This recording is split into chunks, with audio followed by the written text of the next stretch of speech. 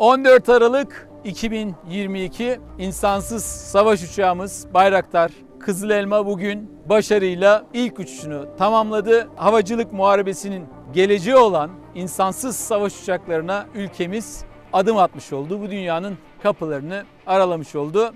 Rabbimize şükürler olsun. Vatanımıza, milletimize hayırlı uğurlu olsun.